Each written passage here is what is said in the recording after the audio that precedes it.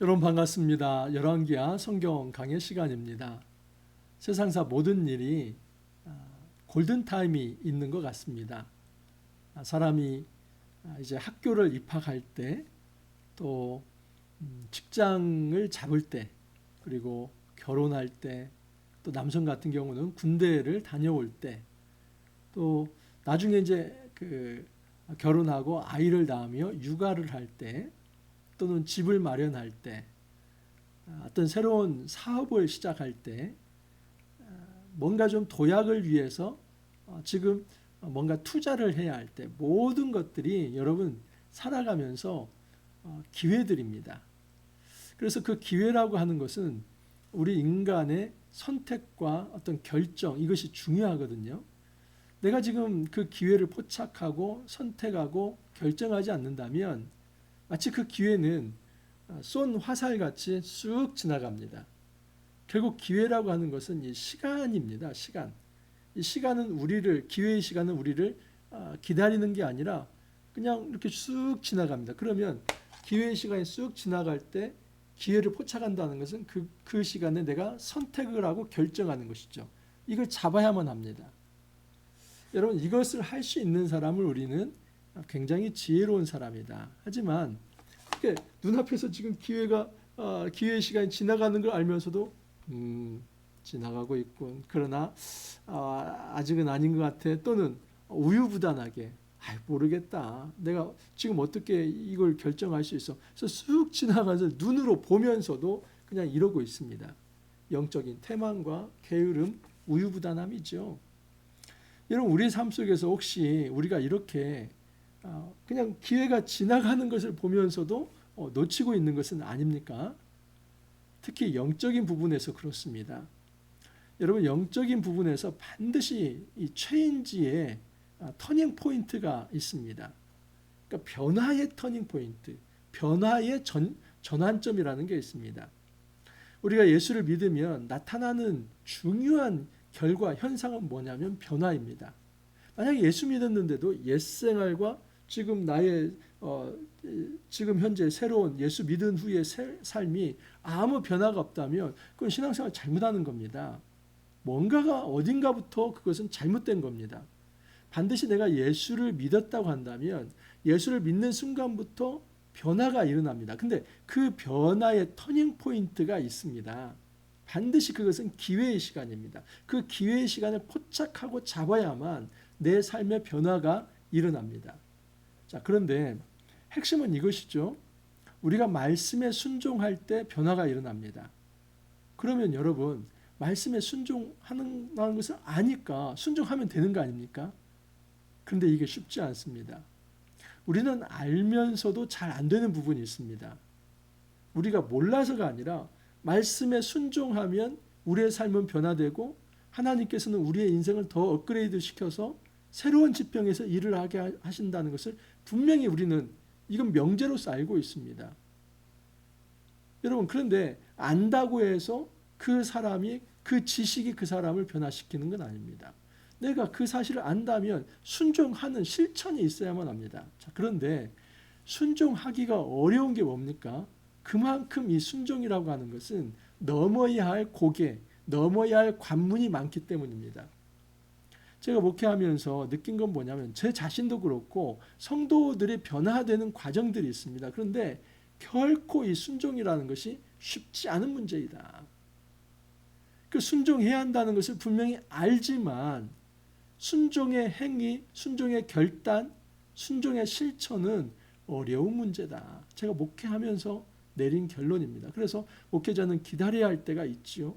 근데 아쉬울 때도 있습니다. 지금이 이 순종의 기회인데 그 기회의 시간은 지나가고 있는데 이 기회의 시간이 지나갔을 때 얼마나 또 많은 시간을 기다려야만 할지 모르고 그 기회의 시간이 다시 안 올 수도 있는 문제인데 지금 바로 이 시간에 그것을 붙잡고 현재 우리에게 주신 말씀에 순종하면 변화가 일어나는데 그게 안 됐을 때 안타까운 마음도 있지요. 여러분, 오늘 이 에피소드는 어떤 에피소드냐면 아람에 나아만 장군이라는 사람이 있습니다. 그런데 이 나아만 장군은 하나님의 섭리 속에서 분명 이방인이지만 하나님께서 도와주셨던 사람입니다.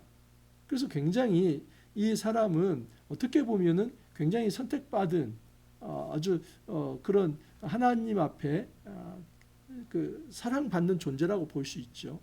근데 이 사람은 왕에게도 굉장히 사랑을 받았습니다. 그래서 이 어떤 전투를 하더라도 승리의 전적들이 있었고 아주 중요한 아람에서 중요한 장군입니다. 문제는 뭐냐면 이 사람이 짜라아트라고 하는 나병에 걸렸습니다. 이 나병은 오늘날 한센병을 말하는 건 아닙니다. 우리가 흔히 나병을 문둥병이라고 하죠. 근데 그 한센병이라고 하는데 그게 아닙니다. 이 짜라아트는 악성 피부병입니다. 그래서 어떤 다른 사람과 만났을 때 쉽게 전염이 되고 이런 것보다는 악성 피부병입니다. 근데 이 악성 피부병은 레위기에 의하면 이것은 굉장히 그 부정한 병입니다. 그래서 공동체로부터 격리시킵니다. 이 어떤 성경에 의하면. 근데 이제 북쪽에 있는 이 아람도 이 나병을 불치병으로 알고 굉장히 이제 자기 자신에 대해서 어떤 이제 다른 사람과 만나는 것을 굉장히 쉽게 생각하지 못하고 또 이 대인 관계도 어려움이 있고 왕을 위해서 충성하는 것도 굉장히 어려움이 있고 이게 장애 요소가 되는 것이죠. 근데 이 나하만 장군이 지금 이제 이스라엘에 와서 엘리사의 도움을 받아서 요단강에서 씻고 그리고 깨끗해진다는 이 스토리입니다. 굉장히 스토리는 간단하죠. 근데 여기에서 나하만이 순종하기까지 그가 넘어가야 할 그런 몇 가지의 관문들이 있습니다. 그러면서 우리가 생각할 때 그렇구나.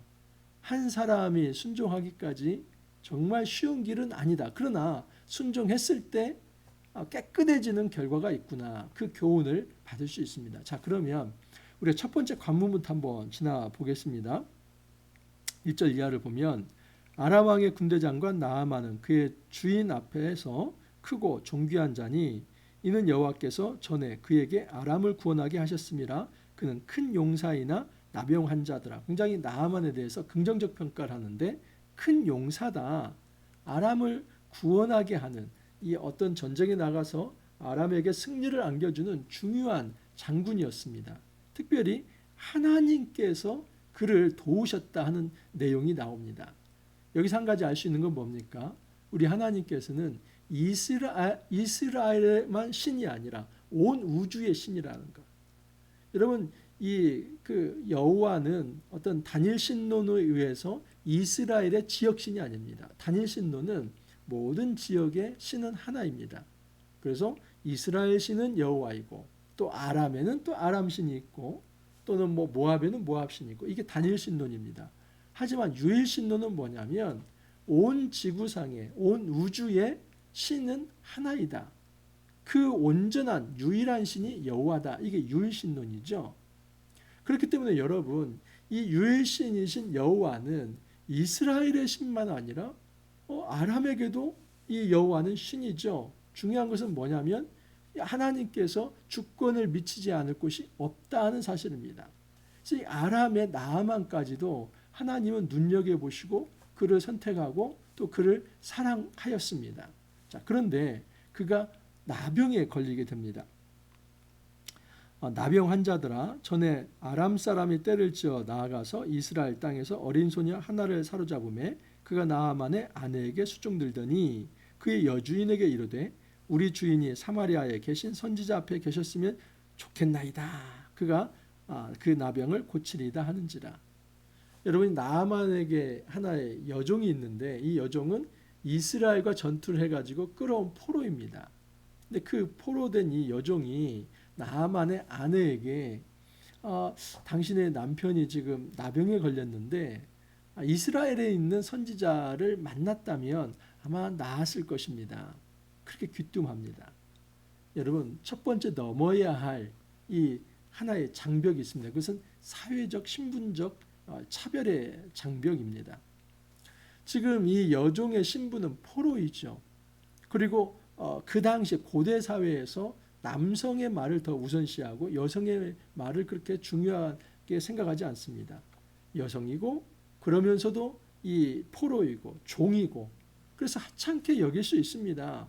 그 비천한 신분으로 그 말을 그냥 무시할 수도 있습니다. 자, 그런데 이 여종이 하는 말을 나아만의 아내가 귀 기울이고 또 그 아내가 나아만에게 얘기를 했을 때 그 말을 귀 기울인다는 겁니다.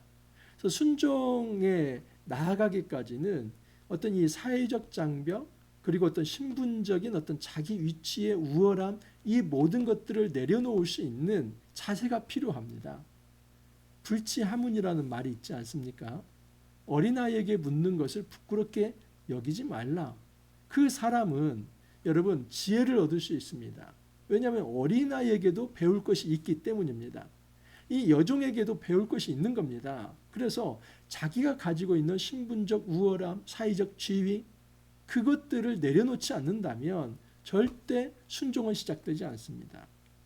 오늘날도 여러분 이 어떤 엘리트 집단들, 지식인들 또는 뭐 정치 집단들 그리고 어떤 재벌이나 돈을 많이 버는 사람들, 사회적 고위층의 사람들이 더 예수 믿기가 어렵습니다. 그 이유가 무엇입니까? 자기의 사회적 신분에 도취되어서 그 밑에 사람들이 하는 얘기를 하찮게 여기는 겁니다. 복음까지도 하찮게 여기는 것입니다. 우리가 순종으로 나아갈 때 이 사회적 신분과 차별의 이 장벽을 먼저 깨야만 한다는 거 기억하십시오. 자, 두 번째 장벽이 이제 나옵니다. 나아만이 들어가서 그의 주인께 아뢰어 이르되, 이 주인은 누구일까요? 아람 왕이죠. 나아만은 아람 왕의 신하이기 때문에 지금 아람이 그래 그러면 한번 내려가자 해서 그냥 이 이스라엘로 내려갈 수 없습니다. 왜냐하면 그렇게 내려가면 전쟁이 되기 때문입니다. 지금 이 나아만은 아람 사람이고 이 엘리사라고 하는 이 선지자는 이스라엘 사람이기 때문에 아무리 자기가 치료받고 싶어 하더라도 그냥 무작정 내려갈 수 없습니다. 절차를 밟아야 합니다. 어떤 절차가 있냐면 정치 외교적인 이 절차가 남아 있습니다. 이 사회적, 이 정치적 어떤 이 장벽이 굉장히 큰 겁니다. 그래서 이 나아만은 지금 이 이스라엘에 내려가려면 반드시 거쳐야 할 것은 그가 주군으로 모시고 있는 이 아람 왕의 허락이 필요합니다. 근데 여러분 아람 왕과 이스라엘 왕은 적대적 관계이지 않습니까? 그렇기 때문에 이 말 자체를 내놓는 것, 특히 이제 각 지역에는 각 지역 신들이 있는데 네가 왜 아람의 신을 의지하지 않고 그 이스라엘의 신을 의지해서 그렇게 나으려고 하냐 이런 어떤 얘기를 듣고 심지어 역모로 몰릴 수도 있습니다. 이런 어떤 불편한 사항이 있는데 지금 그 관문을 하나 더 넘어갑니다. 이스라엘 땅에서 온 소녀의 말이 이러하더이다 하니 아람 왕이 이르되 갈지어다 이제 내가 이스라엘 왕에게 글을 보내리라. 그러니까 일이 되려면 이렇게 정치적인 큰 장벽도 해소가 됩니다. 문제는 뭐냐면 사실은 껄끄럽고 부담스러운 얘기지만은 왕에게 그 얘기를 해야만 정말 이 해결되지 않을 것 같은 이 일도 시작이 됩니다. 그래서 아람 왕이 좋아. 어떻게 보면 이 나아만 장군은 이런 대답을 선뜻 기대하지는 않았을지도 모릅니다. 그냥 툭 던져본 얘기인데 오히려 아람 왕은 그래 그런 길이 있다면 내가 편지를 써주겠다. 그리고 그냥 갈 게 아니라 그냥 금은 보화를 가지고 가라. 그래서 은 10달란트 이건 340kg입니다. 금 6,000개 이것은 68kg입니다. 그리고 의복 10벌 그러니까 어마어마한 천문학적인 어떤 물질을 가지고 선물을 가지고 가라는 겁니다. 왕이 절대적으로 밀어주는 것이죠. 편지를 보내주고 국고를 열어서 이제 그곳에서 많은 어떤 재물을 가지고 이스라엘 왕을 찾아가도록 하는 겁니다. 자, 그러면 이렇게 아람 왕이 신경을 써준다고 해서 됩니까? 중요한 건 뭐냐면 그것을 이스라엘 왕이 또 선하게 받아들여야만 하는 문제가 남아 있습니다. 자, 그런데 이스라엘 왕에게 그 글을 전하니 일러스되 내가 내 신하 나아만을 당신에게 보내오니 이 글이 당신에게 이르거든 당신은 그의 나병을 고쳐주소서. 이게 아람 왕이 이스라엘 왕에게 부탁하는 겁니다. 내가 이 물질을 보내고 이 나아만 장군을 보내니까 만나거든 그 나아만 장군을 좀 고쳐주십시오.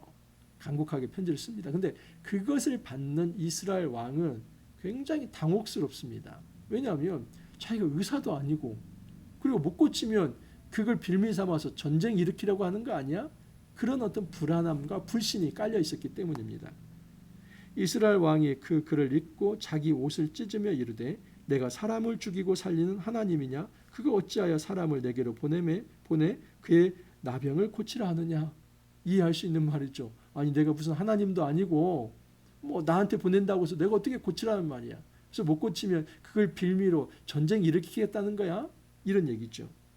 너희는 깊이 생각하고 저 왕이 틈을 타서 나와 더불어 시비하려 함인 줄 알라 하니라 하면서 이 이스라엘 왕이, 여호람 왕이 옷을 찢으면서 패닉에 빠졌습니다.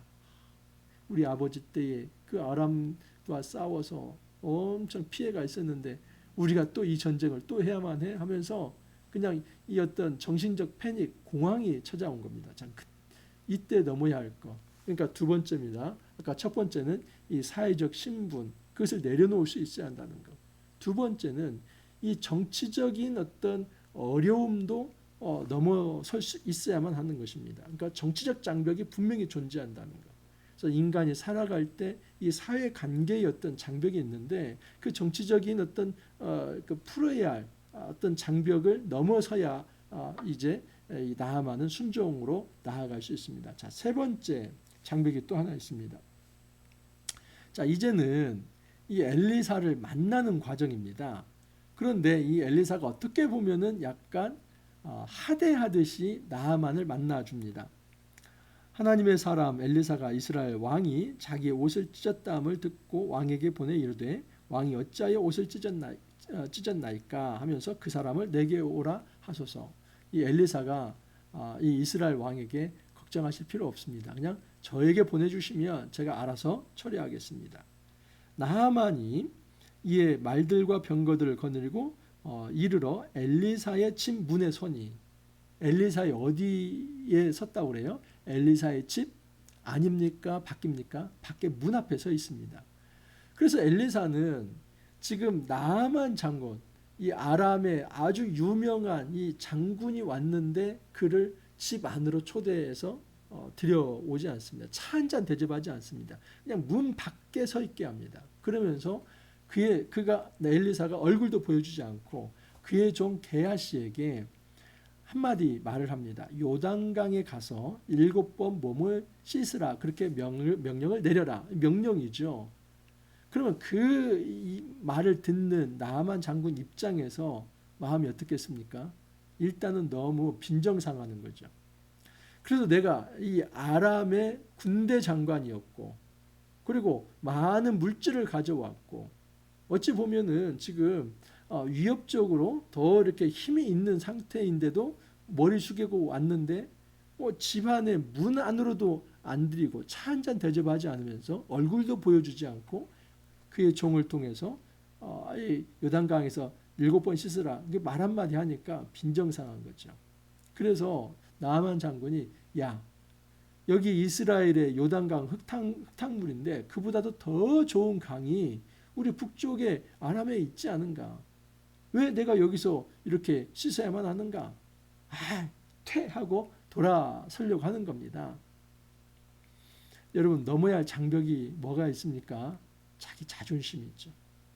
이 인간 안에 있는 이 내적 자존심, 자기 개인적 자존심. 그래도 내가 어떤 사람인데 내가 네 말을 들어? 그리고 네가 그렇게 나한테 하대를 해? 빈정상한다. 자존심 상한다. 여러분 하나님을 믿을 때, 예수님을 믿을 때 제일 넘기 어려운 장벽이 뭔지 압니까?